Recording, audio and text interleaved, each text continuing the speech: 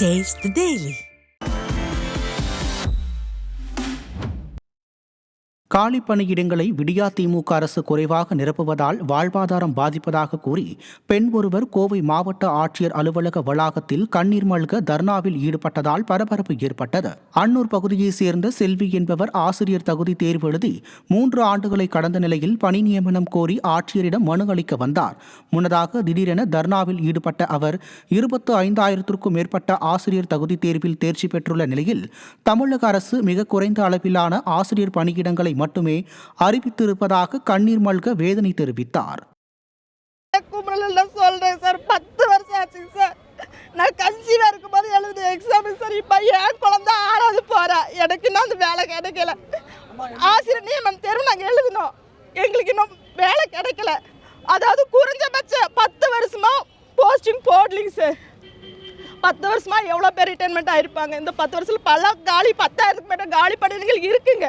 ஆனால் குறைஞ்சபட்ச காலி பணியிடங்கள் நிரப்பும் போது எங்களை மாதிரி இருக்கிறவங்க பாதிக்கப்படுறாங்க. நாங்கள் எவ்வளோ வருஷத்துக்கு சார் படிக்கிறது? கடலூர் மாவட்டம் வேப்பூர் அருகே வயலில் உளுந்து அறுவடை செய்து கொண்டிருக்கும் போது விஷவண்டு கடித்ததில் 6 பேர் காயமடைந்தனர். பூலாம்பாடி கிராமத்தை சேர்ந்த ராசாத்தி, ஐயாசாமி, திவ்யா, மஞ்சுளா, அன்னக்கிளி, அஞ்சாலை ஆகிய 6 பேர் வயலில் உளுந்து பயிர் அறுவடை செய்து கொண்டிருந்தனர். அப்போது திடீரென செடியில் இருந்து விஷவண்டுகள் தாக்கியதில் 6 பேர் காயமடைந்த நிலையில் சிகிச்சைக்காக விருத்தாச்சலம் அரசு மருத்துவமனையில் அனுமதிக்கப்பட்டனர்.